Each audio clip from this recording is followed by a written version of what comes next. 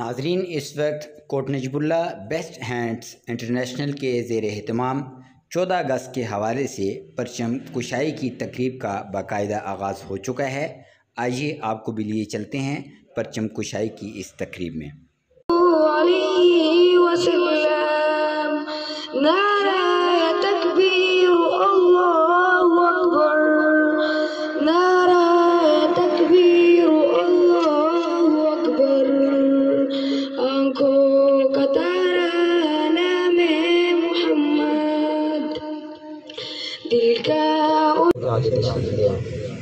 آج کا دن ہمیں یہی سکھاتا ہے کہ ہم نے اس بات کا عہد کرنا ہے کہ اپنے وطن میں محبت، امن اور بھائی چارے کو فروغ دینا ہے۔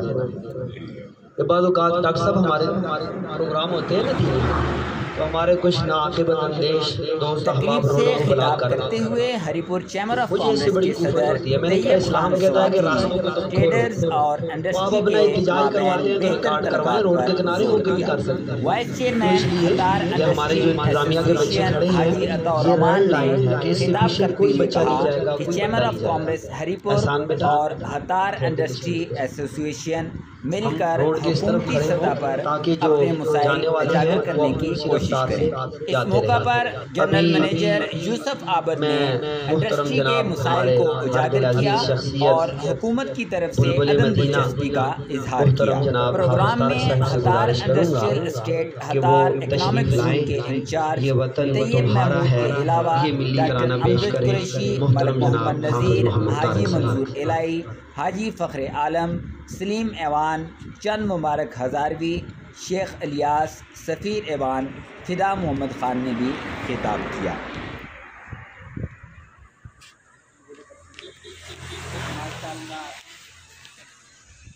یہ ہمارے عزیز باہی محترم حضرت مولانا قاری کلیم الرحمن فاروقی صاحب کی محنتوں کا نتیجہ ہے کہ ماشاءاللہ آپ کے اس علاقے میں ماشاءاللہ انہوں نے یہ گلشن سجایا اور بچوں کو ایک ایسی لائن پہ چلا رہے ہیں، میرا یہاں آ کر یقین مانے کہ دل خوش ہو جاتا ہے۔ ایک ایسی لائن پہ چلا رہے ہیں، پاس باعث کے یہ چمن تمہارا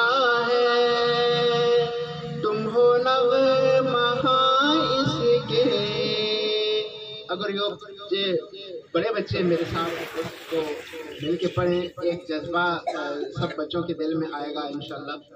یہ وطن تمہارا ہے، تم ہو پاس باعث کے، یہ چمن تمہارا ہے، تم ہو نغمہ اس کے، اس چمن کے پھولوں پر رنگ و آب تم سے ہے۔ یہ آپ بچوں کے لیے کہہ رہا ہوں، اس چمن کے پھولوں پر رنگ و آب تم سے ہے، اس زمین کا ہر ذرہ آفتاب تم سے ہے، یہ فضا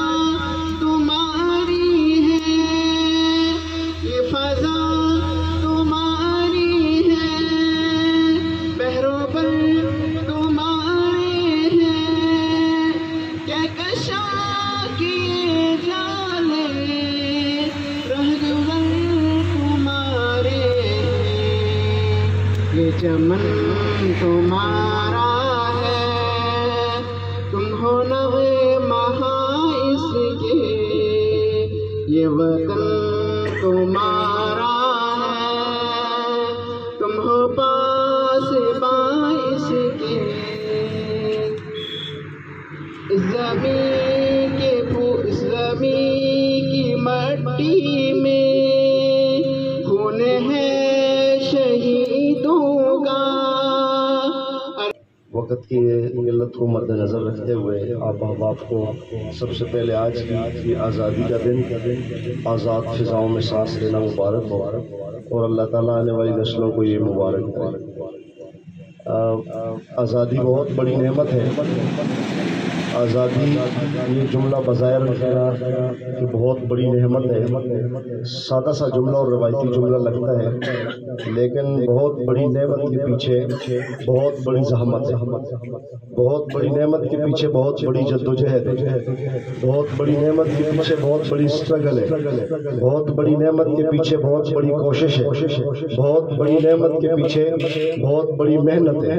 وہ محنت یہ جو آج نعمت کی صورت میں ہے، وہ جدوجہد جو آج آزادی کی نعمت کی صورت میں ہے، وہ اسٹرگل جو آج آزادی کی نعمت کی صورت میں ہے، وہ آزاد فضاؤں میں آج سانس لینا، جو میں اور آپ جس آزاد فضاؤں میں موجود ہے، اس نعمت کے پیچھے جو قربانیاں ہیں، جو جدوجہد ہے، جو محنت ہے، جو جہد مسلسل ہے، یہ ان لوگوں سے پوچھا جا سکتا ہے کہ یہ آزادی کیسی نعمت ہے جنہوں نے پاکستان کے اس پرچم میں اپنے خون سے رنگ بھرا ہے، پاکستان کی بنیادوں میں جنہوں نے اپنا گوشت، اپنی ہڈیاں اور اپنا خون ڈالا ہے۔ یہ ان سے یہ سوال کیا جا سکتا ہے کہ آزادی کیسے اللہ کی نعمت ہے۔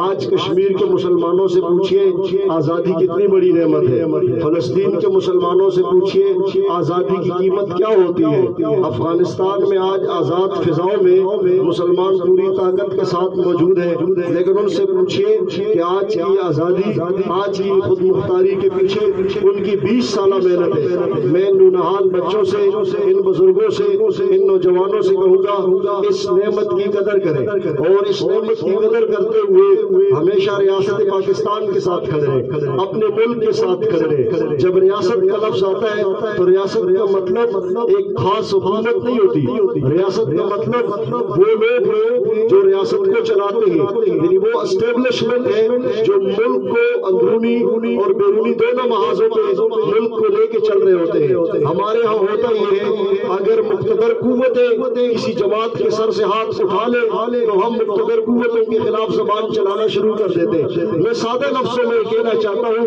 ان قوتوں سے مراد پاک فوج ہے، اس قوت سے مراد ISI ہے، اس فوج سے مراد MI ہے۔ اگر یہ ادارے نہ ہو، جیسے عراق میں آپ لوگوں نے دیکھا، شام میں آپ لوگوں نے دیکھا، لبنان میں دیکھا، فلسطین میں دیکھا، جہاں پر ان قوتوں کو کمزور کیا گیا تو پھر برائے نام جمہوری حکمران کرسی اور اقتدار کے مزے لوٹنے والوں نے 10 دن بھی جو ہے وہ بیرونی طاقتوں کا مقابلہ نہیں کیا۔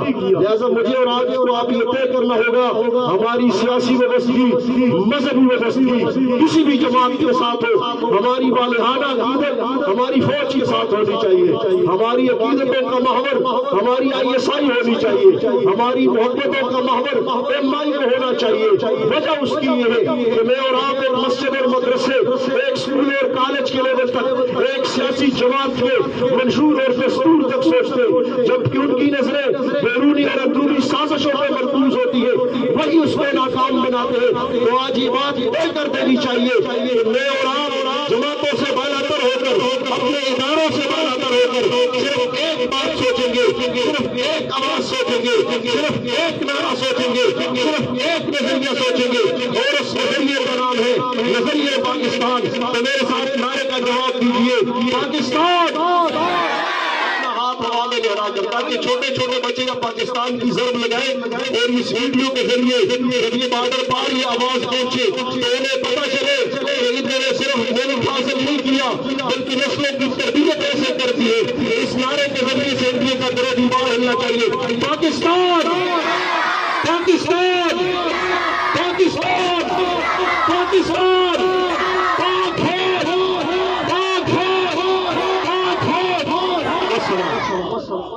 ماشاءاللہ، بارک اللہ فیک۔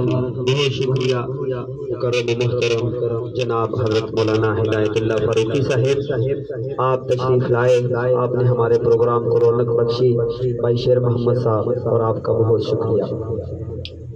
و شیڈول کے مطابق ہمارے محترم مہمان جناب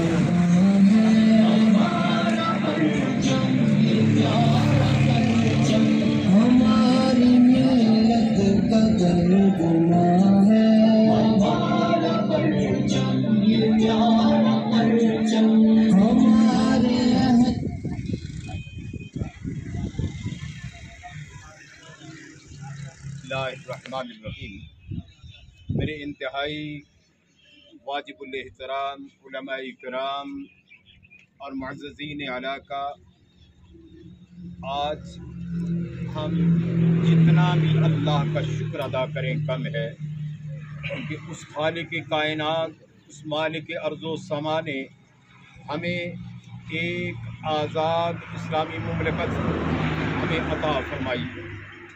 हज़रात गिरामी, ये उन कौमों से पूछें कि जो महकूम हैं। मैंने जब बाबरी मस्जिद का मामला था तो हिंदुस्तान में बादस बाबरी मस्जिद, वहाँ पर जो हालात थे उनका चश्मदीद गवाह हूँ।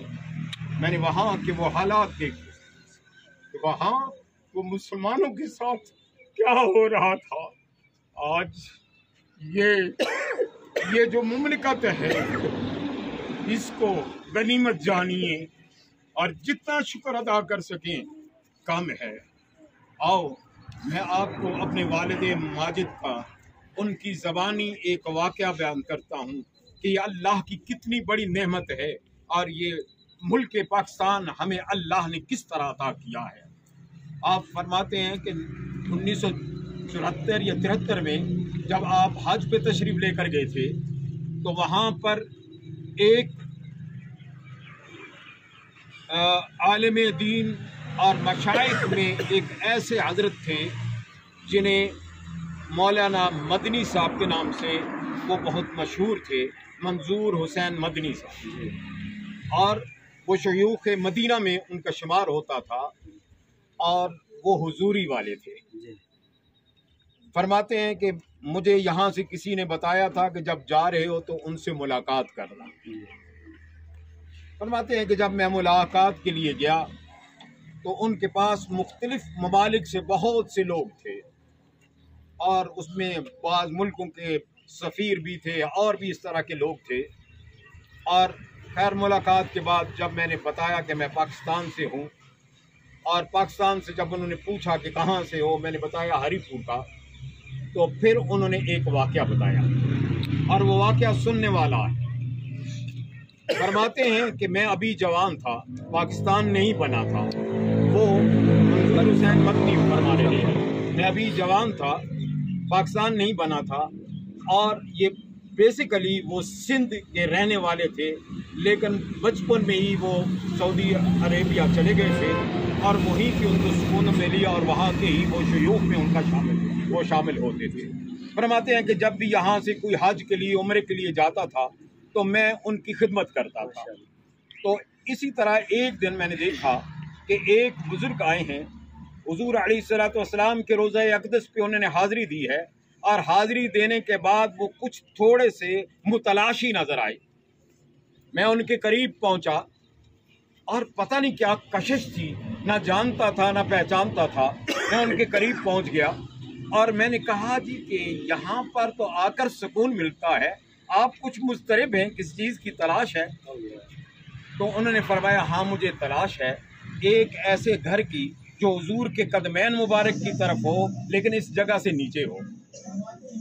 फरमाते हैं कि मैं उनके साथ ही जो है वहाँ पे उनको पता नहीं क्या हुआ कि मैं अपने घर में उनको ले गया।